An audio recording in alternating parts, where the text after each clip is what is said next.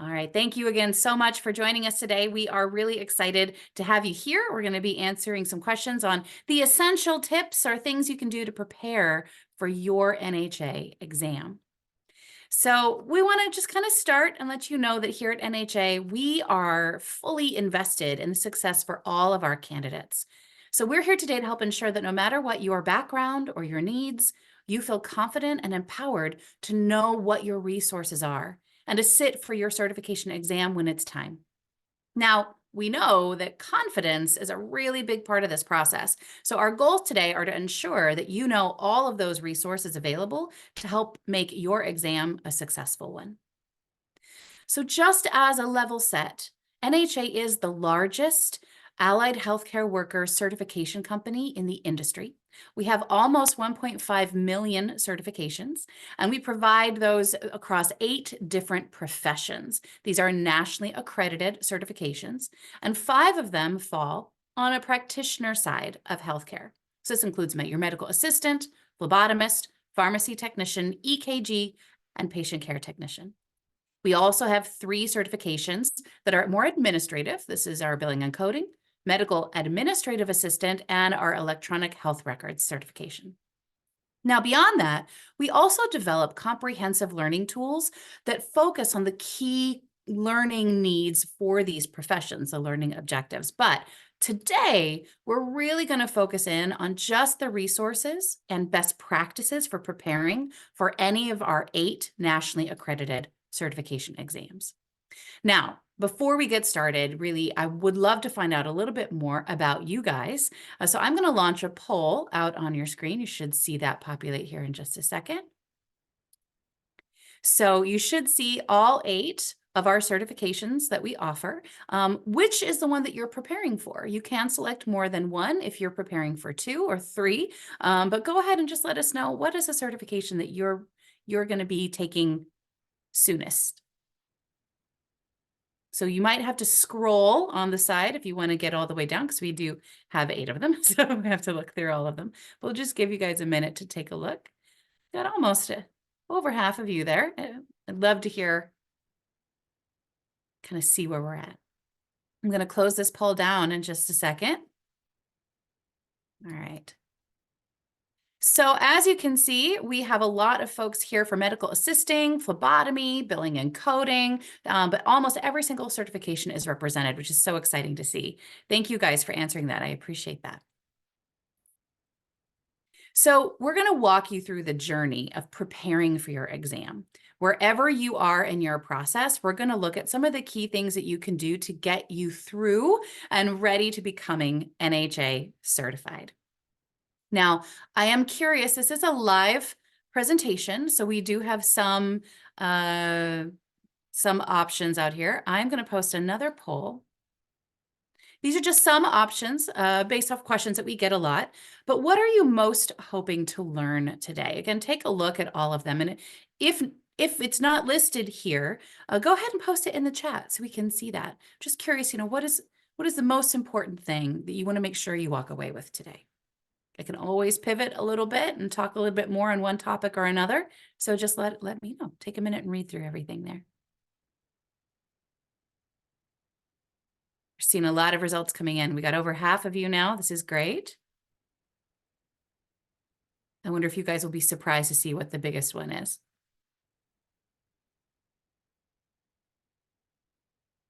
Okay, there's a post in the chat. Yep, we can absolutely talk about that. All right, I'm going to close this down. So if you take a look, it looks like the majority of you are just, yes, please, information. That's what I need, all of the above. And we had a request come in also to discuss how accommodations work. We'll absolutely get to that probably towards the end in that Q&A period. We'll be able to address that.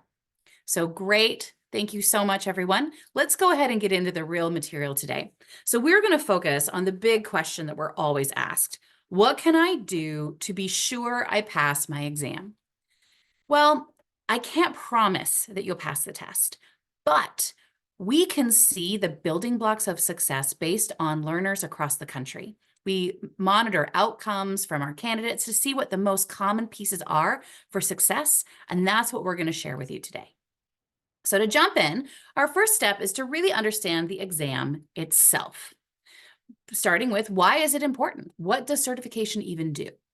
Well, NHA works with employers across the country, and we know that they value candidates who have an industry certification. We see it in that those who do are more likely to get hired, have a higher pay scale, job security, even pathways for career advancement. Having your certification tells employers that you have skills that are credible. It shows you have a set of abilities that have been proven and will provide them with improved safety and standards of care. So this is a huge benefit for the employer. Whoop, we lost a graphic there. Sorry about that. So what this tries to say, there we go, for the vast majority of employers are actually looking for certified candidates, even if it's not in the job description. So our most recent survey of employers across the country actually showed that 91% of employers reported they would hire a candidate. Oh, sorry, 83% of employers, I read the wrong number, would hire a candidate over one who doesn't. This is an incredibly high number. The majority of employers are looking for certified candidates. Few other pieces we learned in that survey, and this is, again, the most recent one. We just launched it a couple weeks ago, that the most important soft skills that a candidate needed to show were these four: professionalism, critical thinking, dependability, and communication. Well, we also discovered that critical thinking and dependability are those that are most often missing in potential candidates. Now, NHA has additional resources that can help develop these skills if that's something that you're looking for. In the last few years, we've seen some other industry trends on hiring and candidate skills. And we know that on average, employers have a hard time locating qualified candidates. This is why having your certification can make the difference. They truly believe that your certification will make you a better candidate. We've also seen there's been an increase in employers reporting that employees have more responsibilities, and on average, they lack the required EHR skills. This is true for almost every single role, that they are lacking that EHR need. So to simplify, basically, on average, most healthcare employers highly encourage or require, so this is a blend of the two, they either require or highly encourage that their staff have their industry certification. And most HR teams use if you have a certification in a screening process prior to hire. So this is not just, can I get the interview, but will they even look at my resume? So having your certification doesn't just get your foot in the door, but it can also help you earn more income. Of those interviewed, the majority of employers confirmed they will increase candidate pay when or if you have that certification. And this is a trend that has been growing steadily every year. So we're seeing that this is actually going to become more in the 80 percentile in the next 5 years. So really big percentages there. So understanding what a certification is and the test itself, how it works, these are different things. So we're going to start by talking about the test plan. This is the blueprint, the outline of the exam itself. It provides an overview of topics and concepts tested on, as well as the number of questions in each topic. Knowing how this works, how you'll be testing, is a big part of preparation. We've done another recent survey that was over 6,000 candidates who had sat for their certification. We were curious what they felt were their biggest hurdles for sitting for the exam. So now I'm curious about you. So I'm going to actually post another poll here. Let's see, there it is.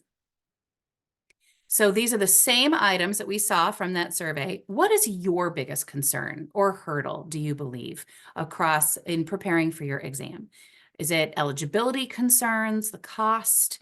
Not sure if I should. I'm not required to test, so why is it important, right? I'm worried I'm not going to pass on exam day, or if there's an other, please post that in the chat. Gosh, one of them grew really fast, really big. All right, so I'm going to go ahead and close this down here in just a second. So we're going to go ahead and end that. So look at you guys. The majority of you are concerned that you're not ready. I'm not going to pass the exam. And I hear you. I myself suffer from test anxiety really severely. So I get it 100%. So let's talk about that because you're in actually really good company because the majority of those who responded, this was the largest percentage that we got. There was a test anxiety, low confidence to pass. This is why it's really important to understand how the test works, right? The test plan is a big part of that because it's more than just test anxiety.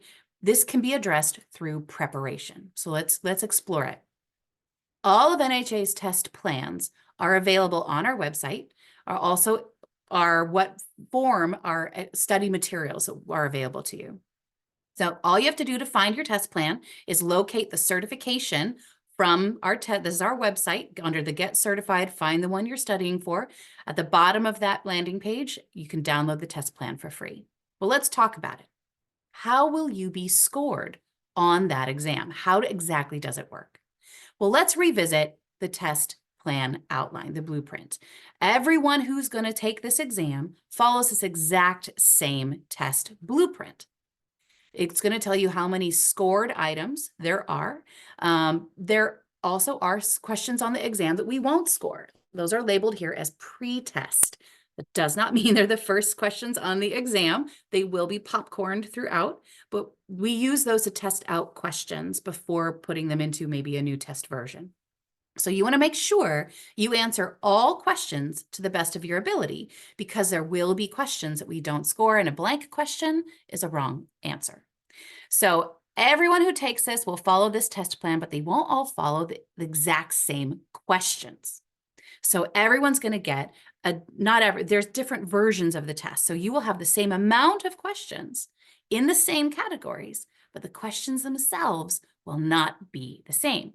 So we want to score you fairly across a variety of potential questions that you might get compared to your neighbor.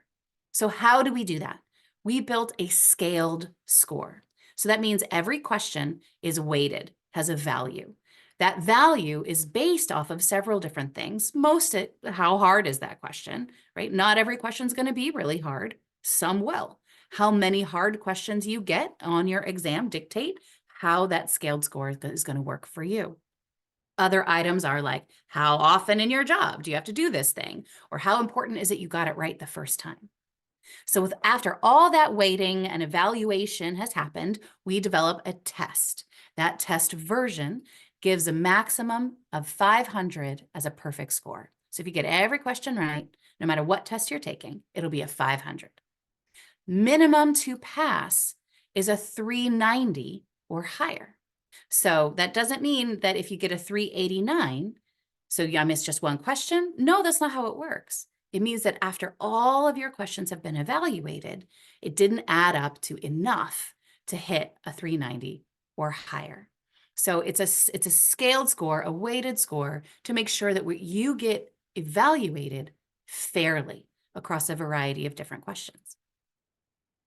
Eligibility is another question that we get. How do you know if you're eligible? Well, our website has a short little quiz you can take that will ask you just a couple questions and will identify if you're eligible.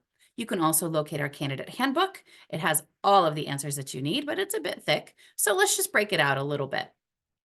Basically, there's more than one option to be eligible to test. Successfully completing an accredited or state recognized educational program in the last 5 years. This also can include active military experience or an employer-based training program, or have recent work experience. This pathway requires that you have a full year of consistent work in the role in the last 3 years. So one of those is enough for you to be eligible. So in most cases, if you're here through an academic program, you have all that you need to be able to meet the minimum requirements to test. Now that actually, I have another question there. Let's see. Curious, I'm just going to bring this up real quick. How many of you have already created your NHA login, your candidate login? We've got another little poll up. Just going to see who's with us today, right? How is it going? All right. but almost everybody. I'm going to close this down here in just a second, but take a minute. And there we go. So it does look like the majority of you already have your login set up. If you're not sure, if you haven't yet, that's okay. We're going to talk about some best practices for that login, and this will apply to everybody. So don't worry about it. So this begins with, when should I get started, right? How does this work exactly? And I want to make a really big message here. If you're doing this through an academic program, using their platform to access our materials, always follow their steps. The steps we're going to take a look at here are if you're using our platform to access the materials. So always go to your institution first if you're testing or preparing through a program, okay? So we're going to take a little timeline. We're going to follow you here from the start of your program all the way through to completion if you're, for readiness, preparation, and study. So we do recommend that you create your account as early as you can. Now, that doesn't mean you have to start studying right away or that you will, but it does mean that you get initiated and access to our portal, and we'll start to actually send you some reminders of different things. Let's see. Oh, and I already asked that question, so we're good. We already have that login set up. For those of you who haven't already created your login, or maybe already have, it's okay. Just make sure you follow up with your institution first. But to log in, you go back out to our website. And if you've not made an account, if you're not sure, some of you are not sure, that's where we want you to leverage the live chat. Please don't make a second account. That's not what we want. We want to make sure that you only have the one account. But these steps should take you all the way through creating that login. But there are some best practices here. The first is to make sure that the email address and password that you use are something that you'll remember. But that email address should be something that you will check frequently, not just while you're in an academic program. They'll be able to access outside of work. Think about, where would I want my password reset to go? That's a really great option for that. Now, those passwords do have some pretty specific, often kind of needs. They have to be so many characters, etc. So making it something you'll remember is really essential. Now, if your program or employer is requiring that you use a specific email, that's okay. Just before you are done, make sure you update it to something that you'll remember later. Another key thing here is we want to make sure that the name on your account is your legal first and last name, whatever is on your government issued photo ID. You need this ID on exam day to verify you. And if the names don't match, you may not be allowed to test. So that's kind of a pretty big deal. Now, we actually had another outcome from that survey I mentioned earlier, where on average, learners wished that they had studied earlier and more frequently than they did prior to testing for their certification, which takes us to step 3. If possible, use the NHA exam online study materials as you're preparing to test. We know across the country, we've seen it, that those who use these resources and follow best practices when studying have a much higher possibility of passing the exam in their first attempt. Now, I'm going to ask you guys you didn't know you were going to be participating in today's webinar. So do you or will you have the NHA exam study materials? And there's several different options here. I have purchased them already for myself. I've been provided them by my program or employer. I'm going to get them, but not yet. Nope, they're not going to provide them. I'm not sure. I don't plan on it. If there's something else, hey, let us know. Post that in the chat. Just kind of curious about if you have them. It kind of helps to define a little bit about what I'll talk about as we move forward. All right. Not almost everybody. Anybody else want to ante in there? All right, I'm going to close this down. So it looks like the majority of you actually do have the materials or have purchased them on your own. For those of you who haven't, we're going to talk a little bit about them, about what they are, how they work. And this may also help those of you who have them already. So that's what kind of the next phase is. So these materials are based on the test plan. They have a full prep package that includes an online study guide, a series of practice tests, as well as personalized reporting tools, and a special study tool called the Focused Review. So we're going to talk a little bit about how they are. Many programs, as we've seen, provide these, but not all. If you choose to purchase these yourself, or if it is provided to you, once you have them, you access them through that My Study Materials area under My Courses or directly in My Study Materials. If this is being provided through your program, if you're not sure, please always check in with your program first so that you're accessing this correctly. Now, we'll be sending out reminders as well as walkthroughs through your login, as well as emails for next steps. So if you purchase them on your own or not, please take a look at our website. These resources also include how-to videos, what to expect, troubleshooting guides. You've got lots of tools to help. So depending on your program, you may be directed to begin with a baseline assessment, or you begin with your study guide first, working all the way through each lesson before taking the end of module quiz. So the online study guide has a lot of really great features. I'm going to highlight a few. The study guide looks a little bit different depending on the materials you have, but they're all have similar features. So we're going to just showcase a couple of them. It's going to be broken into categories or sections, each one aligned to a core area from the exam blueprint. So this isn't a textbook. It's not enough to study on its own, which is where you either need to, maintain your academic program or have that work experience. But what it does is it ties those things to how we're going to test you on it. You will have access to games and activities. There are quizzes, checkpoints, assessment features.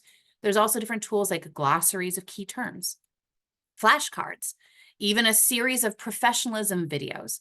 These are huge in helping to understand what's expected of you in your new role. Not just if you can do the job, but are you a good employee? Now, so it may look different. As I said, this is a different view, a different product, but it's all still there. To access your menu, you'll need to open that menu icon. And this is where you can access, again, all of those items, including the glossary and additional resources. So once you've worked through a lesson or a module, then you should take the quiz tied to that chapter to see how much you remember. These are designed to look and feel as close to the exam as possible. But it's like if you were taking just this one core competency from the exam, so you can see your mastery at the topic level. Now, we're not just going to give you a practice question and see if it's wrong or right, but we're going to give you the reasons behind it, which is why each choice is right or wrong. And this will happen for every quiz in the study guide. It's also why we don't really recommend that you take the quiz over and over again, because that way you're just memorizing questions. You're not learning the content. It's really designed to be taken once, maybe twice, and see how well you'll do before moving on. Now, once you've gone all the way through your study guide, it's time then to test your exam readiness by taking your next practice assessment. If you've already completed a baseline, great. This is now to say, okay, how much have I learned in between? Or if this is where you're starting, how would I do if today was test day, right? Now, those practice tests are designed exactly like the exam, though the scoring is different. The certification exam scoring we learned about, these are a slightly different thing. We're going to talk a little bit about that. So you are given a total of 6 practice test attempts. But just because you get a bunch of tries doesn't mean you should take them all right away and memorize questions. These are designed to help you prepare and study for your exam. Each of your 6 attempts are just like taking the full certification exam, but the questions aren't going to be on that test, right? It follows the same plan. So they're designed to follow that outline and then provide feedback, reporting, and additional tools to help you study. These are not going to give you an A, B, or C style grade. The scores you receive on your practice tests are not also going to be weighted like the certification exam. You're going to see a raw percentage of accuracy. So it just says, hey, out of so many questions, you got this many right. But that doesn't necessarily mean it's going to be weighted in the same way. So use the information to define what you haven't mastered yet, what you should still go and review. Your program may turn on or off instant feedback like we saw with the quizzes. Some of our practice tests have those off automatically, but the idea is we want you to try for at least 1 or 2 of your practice tests as close to a real exam as possible. Rationales turned off, timed to see how it feels to sit through that exact amount of time on exam day. Now, it's not important that you take all 6 assessments, but that you study in between. We actually see that those who use at least 4 of those 6 practice tests have a higher possibility of passing the exam on their first try. So let's just recap a little bit. We want to get those study materials as soon as is realistic, right? Many programs provide these to students through tuition, but just double check with your program if you're testing through one to find out. From there, we want you to work through the online study guide and quizzes, using this material strategically to bridge that gap between any work that you're doing and the exam requirements. And when you're ready, take the first practice test, ideally in as close to a real exam experience as you can create. So now, along with your practice test and to help with your studying before the exam is something called the focused review.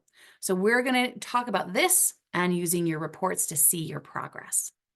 So the focused review is a different study tool. It comes along with each practice test, as well as your reports to help you focus your studying in between each attempt. This ensures that you take the time you need to continue to work on those areas that, again, you might still be struggling in, you haven't quite mastered. So after each practice test, you'll get a score report. It will show you how you scored in each core area.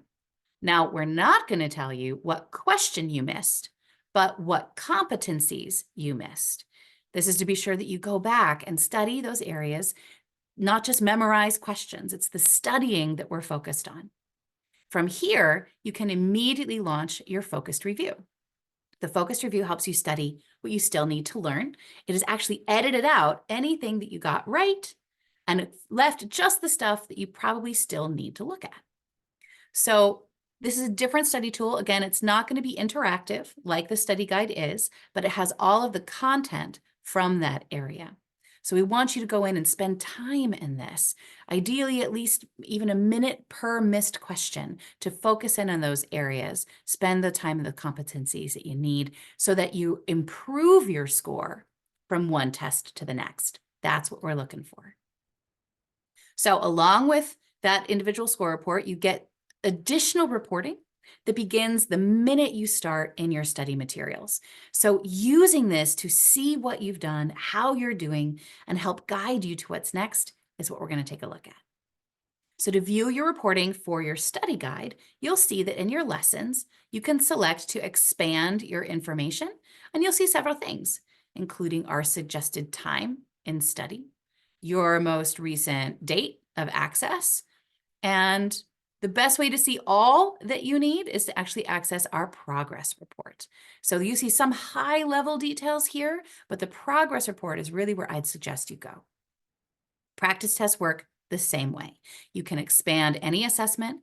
You'll see an overview of your completion, including your score and accuracy. Again, this is not A, B, or C style grade. This is just how accurate you were. What we want to see is that score improve. So that's where the focused review comes in. We're going to track your time in the focused review, and you'll also see an outline of the topics that you missed questions on. So these are those competency topics. Again, selecting your progress report right here, this is where we'd suggest you go to really take a look at what's been going on. So due to the fact that practice tests aren't scored the same way as your exam, there is no perfect score to ensure that you'll pass. The important thing is to see improvement from one assessment to the next. It's your time in study, both before practice tests as well as in between, that really makes all the difference.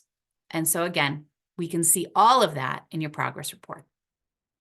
Here, you have an overview of all of your access to any materials included in your course. This will show you your week at a glance, what you've been doing, for how long, your study guide, specifically overall usage, as well as trends in studying, any practice test information, quiz information, these are all here as well. You can also view your modules, assessments, and suggested review categories in much more detail here. So reviewing your modules, you can see the details for quizzes as well as session history. So you can see how many logins you've had, as well as your quiz scores. Now, to see more information on your practice tests, we want to select the assessments feature right there. So we're going to go take a look.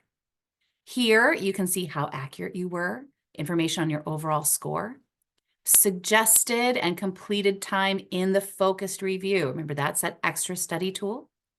You'll also be provided how much time you spent on each question. Now, this is a really important part of exam success, truly taking time to read each question fully, as well as all answers provided, working through them to discover the most right answer. It is a very important step to not only test-taking strategy, but pacing yourself for your exam. You don't want to spend too much time on a given question, but at the same time, spending too little could be worse. And then finally, your suggested review categories. So here you can see, based off of your exam attempt, the suggested content per core area from the exam in an alphabetized list. So right here, we're looking at the administrative assisting portion from the MA practice test, which you can see will be 8% of the scored items on the actual exam, as well as practice assessments. So you can scroll down and you can view per topic. You can choose your content area, where your score fell at or below a certain percentage of accuracy. Remember, you're being evaluated differently on these than you will be on the exam. So this is just to help you focus in those areas of weakness. There is no perfect score, but the improvement from one test to the next. All right, time for another short poll. I know that was a lot of information. Let's see here. There it is. Just curious, how many of you have already applied for your exam? Right? Yes, I have. I've applied. I've scheduled it. I've not yet applied. I don't know. Did I apply? Or if there's something else, post it in the chat and we'll be able to take a look. I love seeing these results come in real time. It's so much fun. All right, we got most of you. This is great. I'm going to close this down here in just a second and share the results with everybody. There we go. So it looks like the majority of you have applied and scheduled your test. Woo! Some have not yet scheduled or not yet applied. So this is great. We're going to talk a little bit about exam day and exam day readiness. So hopefully this helps. A running theme through all of this so far is to plan ahead. All of this studying and hard work takes time. Knowing what to do, when to do it, it is an important piece of making sure that exam day is successful. I mean, I love surprises like anybody, when it's like my birthday, but not if I'm sitting for an exam that might make or break my career. So when we're talking about studying, some of this planning ahead means preparing over a period of time, not just the week before. Real learning takes dedication, and it helps to start by establishing study goals and sticking to them. It's not like my step count I want to get each day, right? Set certain times each day that you can take a bite out of the study. Nobody expects you to do this overnight. Now, studying on your own is essential, but it can also be really helpful to have a study group or partner. You remember things differently when you work through it together, and it can help. Group study really helps for you to teach concepts you're comfortable with to others, and vice versa, or provides a new way of looking at a concept, helping it stick better through a shared experience. So have a friend or a buddy help as you work through your prep. Now, if you don't have anyone to help, let NHA be your partner. You can download our free flashcard focused mobile app, which is applicable to your exam prep. So once you have exam prep and your account set up, any flashcards in that will automatically load into this mobile app, and we'll be able to have more of a gamification of going through those flashcards. Another piece of this is applying for your exam as early as is realistic. Now, we know that usually program requirements are out there for you to meet a certain level, but you don't want to miss the deadline. Be sure to apply for that test as soon as you're able. This means ideally at least 2 weeks before your test date. So I see that somewhere around that third practice test. Now, for on-site testing, exam registration availability closes the week before the test. So as soon as you can, get that done. If you're testing through PSI or remote proctored exam, your applications actually expire if you don't test within a 6-month window. So there is a limit to how early you should apply.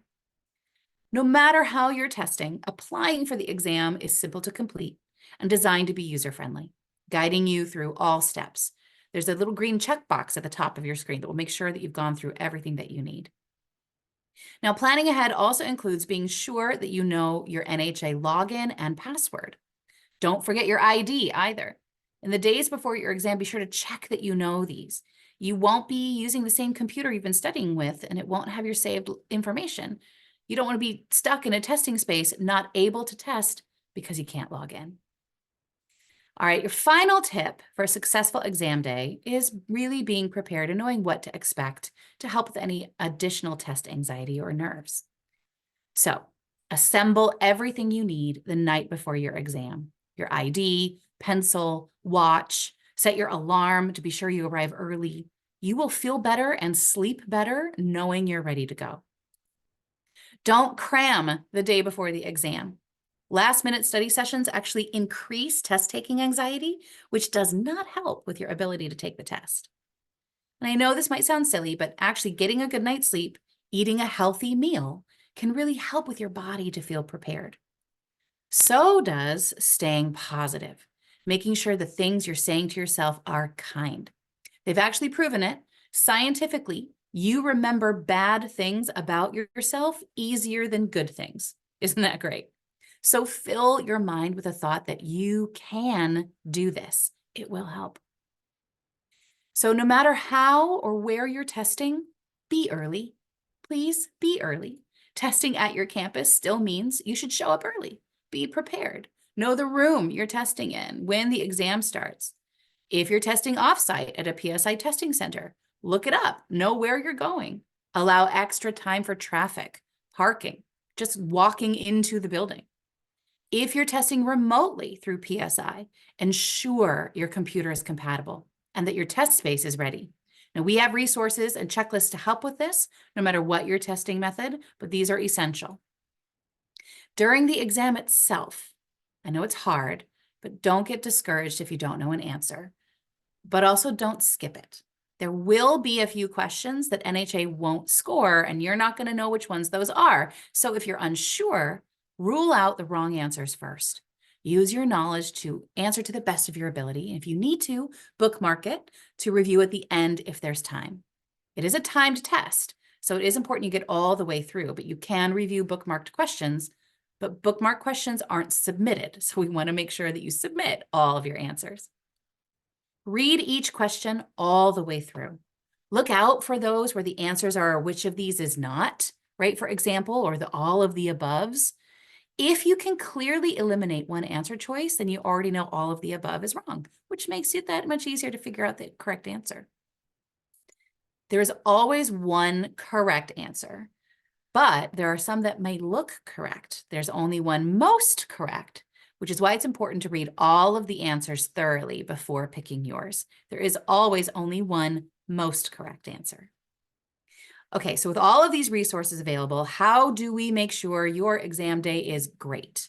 Well, let's revisit our timeline now that we've gone all the way through. Start by getting your login set up. If you haven't already, sooner is better. We do see that those who set that up earlier are more likely to sit for the exam. So if you haven't done this yet, today is a great day. Check with your program first, if you can, or if your program is providing it, get access to those NHA study materials as soon as you can. Remember, those 6,000 certification holders wished they had done this sooner. So let's be you and not them, right? Let's learn from that lesson. On that, following good study habits is an important part of this process. With the NHA materials, we do recommend that you go through the study guide first, using it to help you see what NHA is going to test you on. Unless you have a baseline, that's okay, take that first. But when the time is right, start taking those other practice tests. These follow the full test plan. Use them to see how you do if it was exam day today. Don't use them to memorize questions, that won't help you. This is where the focused review comes in. Use it and additional program materials or work experience that you're working on to study in between each of those practice tests with the focused review. Be sure to apply for your exam as early as you can. At best is at least 2 weeks before the exam date, if not earlier. You do have to apply at least 7 days in advance to make sure everything's ready for exam day, so do get that done. The day before your exam, be sure you know your login and password. We don't want you stuck in a testing center without being able to log in. And remember, show up early on exam day. Plan ahead for traffic and parking, and then you can finally feel confident to take the NHA nationally accredited exam and earn your industry certification and become NHA certified. All right, quick bonus tip. What happens then? Well, once you pass your exam, keep going. There's always options to further your career. Stack those certifications with other credentials. You may already be eligible for the eHealth Records certification based on your program. Did you know we have a job board where employers across the country are posting jobs looking for you for a certified candidate? We have a blog space where we have interview prep tools, job search tips. We even host podcasts you can listen to. Beyond that, it's important to remember that your certifications don't last forever. You do need to keep them updated by completing continuing education credits. You can do this through your NHA portal or upload completed coursework. We've got lots of options for you. Remember, I mentioned the additional soft skills developers. Completing these can also count as credits towards your renewals, so that's another great option for you. But really, once you've earned your credential, go online and let us know. Post our hashtag, tell us your story. We really do read these. We love hearing from you. I do recommend that you create or have a professional online presence, like a LinkedIn profile. Add those credentials because employers will Google you. It happens. You want to make sure they can see very easily that you're certified. On that, make sure it's in your email signature. Absolutely put it in your resume, your cover letter, make it clear you're certified. If you have it available to you, talk to your school, your career services team. They can help. And don't forget to bookmark our website so you can come back to it and reference all of these materials again. This is just one example of one of our candidate testimonials. We love hearing from you. We know that working in healthcare is hard. We know that doing this is hard. You're taking a first step on a great road, but we also know how rewarding it will be at the end. You are changing lives. You're changing your life, but you're also going to change the lives of those around you who can see how hard you are working. The dedication that you're putting into this, it will make a difference. We've got lots of inspiring testimonials out on our YouTube channel. I can't wait to hear yours once you've earned your certification. So we're going to get to some Q&A here in a minute. So thank you guys. That was the bulk of the material. We're going to answer some questions live. For those of you who are still with us, remember there is going to be a survey link being posted out to everyone in the chat. This is a survey around today's material. If you liked it, was it helpful? What would you prefer? What do you need more of? But if you fill it out, you'll be put into a raffle for a $50 gift card. I think that sounds great to me. So fill it out, open it up right now if you can, and let us know what you thought. So now let's open up for some Q&A. What have we seen, team? What's the big questions on everyone's Hi, mind? Laura, this is Mary. Earlier on, there was a question on how do accommodations work? Great question. That's a really, really good question. So I'm going to go out to our website, and I'm going to go up here into our Help Center. In the Help Center, there's a quick links area here. You can also just type accommodations in the bar, but you can see it says accommodations right there. And we're going to go into the exam accommodation appeals and incident forms and open up the accommodations form. So basically what this is a way for you to submit in advance of the exam. So you have to have an application on file, an open application for a test, and you have to have appropriate ADA compliant paperwork. So that gives you some options of what that might be.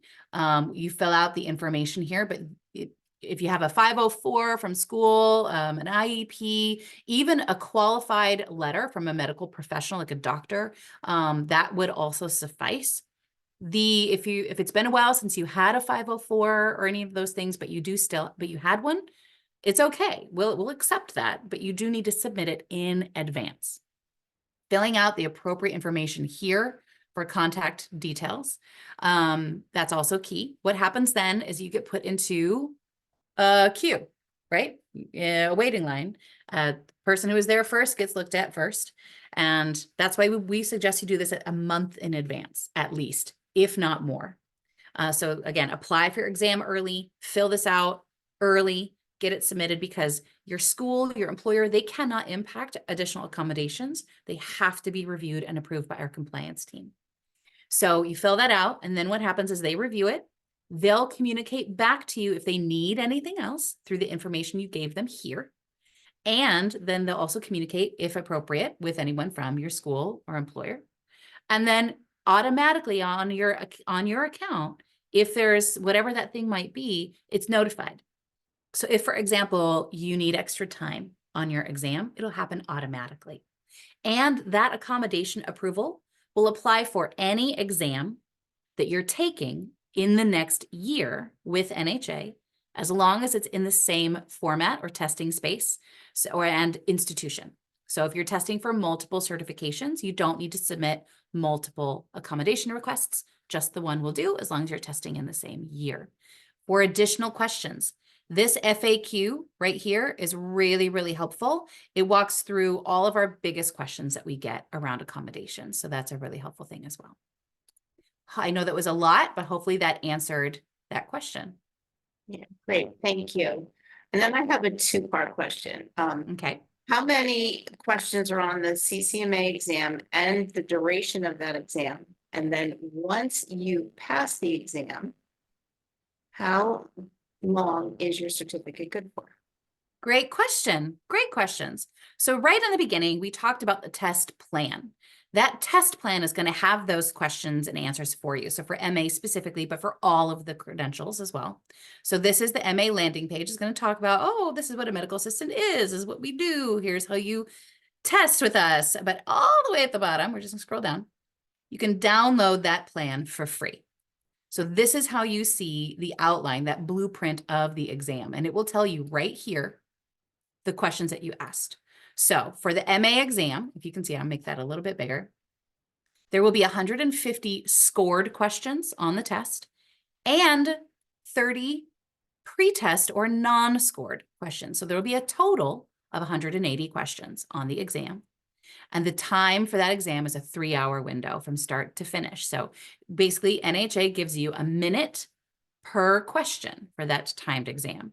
So for the MA exam prep, you have both a baseline and a final that will have 180 questions and will be timed for 3 hours. So you can practice and see what it feels like. So not all of our platforms, our professions have that yet. It's coming, but right now that you can see those questions here. Now for part 2 of your question about how long do my credentials last for? Oop, I tried to scroll up too fast. Again, under Get Certified, there's a whole section on renew or reinstate. So technically, your credentials are a 2-year window. We have the option for you to just do renewals every 2 years, or you can also become a member. So there's a membership that you'll be notified by once you've passed your exam. And that way you can pay per month rather than once every 2 years. And you get access to a lot of really cool stuff that way as well. And you do have to complete continuing education credits, but you're not paying a large sum every 2 years. You're paying a little bit each month. So 2 options for you, but you do have to complete continuing education. And it is technically a 2-year certification. If you become a member, it automatically will go through that renewal, but you do have to complete those continuing education credits. Did that answer that question, Mary? Yes, it did. Thank you. Great. Another question, or just if you could just walk them through where to find the test plans and where they can purchase any prep material if they're purchasing it on their own. Okay. Okay. So again, your test plan is available on our website, which is nhanow.com. Just hover over Get Certified, and you can click on any of the credentials that you want. Phlebotomy was one of the ones that's here. So I'm going to click on that. And again, you're going to have all kinds of information about it, about NHA, about scoring, and then down at the bottom, download the free test plan here. So that's how you gain access to it. And Mary, what was the second part of that question again? is show them how to get to the online store to make their purchase of their prep material for their Excellent. exam. Now, before you purchase anything, you want to make sure that your institution or program isn't going to be giving it to you. The same with creating a login. You don't want to create a login unless before you talk to them, if you are doing this through an institution, just because they may have a special process for you. And if you buy it in advance, it could potentially cause some issues on the back end. So we don't want to do that. We want your process to be as easy and smooth as possible. So always check with your program first. But for those of you who already have or are good, you go directly up to the store. Now, you do have to have a login for it to go anywhere. So part of that process, if you haven't already created your login, is to go to the shop. But even when you're in your login, you'll see that shop option. And in here, you have the option to purchase any of the materials that you need. So these are our additional learning resources. If you're particularly struggling and you want to learn more, be better at skills development as a medical assistant or midterm, any of those things, but your exam prep is going to be here. So I'm going to click on one. You just load the item or items that you want. So here you can see there's several different pieces. You want to be sure you buy them as the package, not independently. It's more expensive if you buy them as two different pieces. So be sure you scroll down there, and you want to get ideally the online study guide. If you buy the printed study guide, it's not quite as interactive, obviously, because it's a book and you have to pay for shipping. Whereas the online study guide, you get the flashcards, the flashcard app, all the games and the interactive quizzes. It's way, way easier. So this is the one I would recommend that you purchase. And then you add it to your cart and you load it. Now, I know that price tag can be a little bit like, ooh. However, this is much less than paying for the exam a second time if you don't pass. So consider it your insurance policy, but it only works if you use it, and you got to use it well, right? Because just taking all the quizzes, not going to help you. It's the studying we want to focus on. You add it to your cart and you go through just like any other cart online purchasing experience you'll have. Hopefully that answered that question. Yes, and if you schedule yourself for an exam and you miss it, what happens? Ooh, that's a great question. If you miss your exam, a lot of it depends on how you're testing. If you're testing, we're supposed to be testing at your institution on site. This is not third-party PSI testing and scheduling, but they're proctoring you at your school or campus or whatever.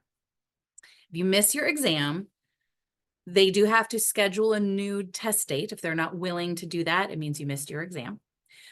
If they're willing and able to schedule a new test date, you simply reschedule your exam to that new date and show up this time.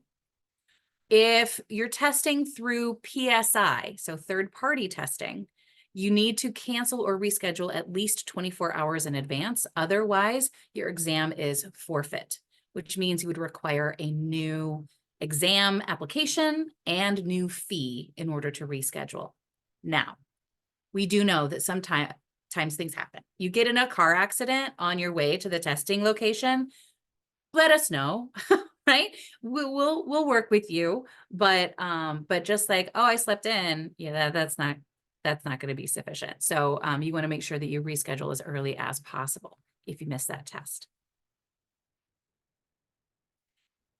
There's an interesting question I just saw come in the chat. If I can take the exam online, which is technically a remote exam, can I do that from my job? This is a really interesting question.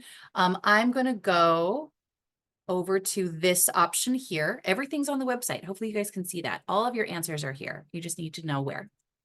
For live remote proctoring, this is what you're referencing. And there are some resources here to help you, some how-tos and checklists. I would look over this candidate exam success guide, but ultimately to test remotely, you have to be in a room alone with a door, with no other technology in it other than the computer that you're using. So it can't have multiple screens, for example. You can't have people walking back behind you, right? So if you're testing at work, it's unlikely you're going to have that unless they have a testing space set up, which is possible. The other part of this is if you're testing at work, it's highly possible your computer is going to have to go through something called a VPN, which is a private network that they use for security purposes. VPNs are really difficult to leverage with remote testing. You have to have it set up in advance with your IT team to make sure that the VPN approves the remote testing technology. And so that's where we have this institutional guide, which you can provide to them. I'm going to be testing remotely. I need to make sure that this computer allows for it to happen. Otherwise, you'll never be able to access your exam. So ideally, testing at work is harder. It's less common to be applicable. But I personally don't have a space in my home that adheres to these rules. I would do better scheduling at a PSI location where I don't have to worry about any of that stuff. And there are hundreds of them across the country. There's openings for testing all the time. I just need to get to the testing location in time. For me, that would be easier just because my home or the locations that I have access to don't really meet the minimum needs in an easy way. So that was a really good question I wanted to answer. I know we're coming up on time. I think we have time for one more maybe question. Are there any other good Well, questions, this is Mary? a multifaceted question. Okay, if I fail the first test. Yeah. How long do I have to wait in between attempts, and how much do I have to pay, or do I have to pay again? Great question. This is a really good one, and I'm glad you asked it. So we have a little visual aid when we're talking about exam attempts and how they work.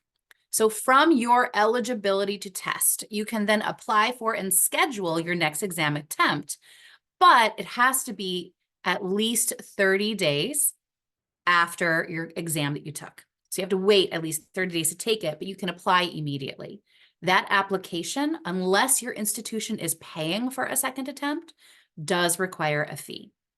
But let's follow this. Okay, so all right, that's fine. What happens if I don't pass a second attempt? Well, same thing. 30 days before you can sit for the exam again, a new app, a new fee. Now, I want to make it clear, this is for the same exam type. So medical assistant to medical assistant to medical assistant. This is not medical assistant to phlebotomy tech to EKG tech, right? It's in the exact same type. Now, after your third attempt, this is where things change. If you don't pass in this third attempt, now the next time you can sit for this exam will be for a year. Can you apply for it? Potentially, yes. But if you're testing with PSI, we don't want to do that. But you do have to wait a whole year before you can take it again. And that is true for any additional exams. Now, this is not what we want. We do not want you having to sit for exams over and over and over again, paying for it each time. That is not ideal. So if you do not pass in that first attempt, take the time to study better. Use those NHA study materials and try again. But we do know it is possible to pass. We see it. If you do what we've been talking about, it is absolutely possible. Your quizzes are still available to you. Your study guide would still be available to you. Any not yet completed practice tests you would still have access to. So all of that is available for you. And we do really encourage you to study first before taking that exam. Now we're right up on time, and I want to thank you all so much for being here with us today. It was a pleasure chatting with you. I hope that you have information that will help you as you prepare moving forward. You will be receiving a copy of this recording in your inbox. Look for it within the next week. And join us. We've got other sessions coming this month. So please look on our website where under the webinars where you register for this one and see what's coming up. And other than that, thank you all so much. Have a wonderful day and good luck on your exam.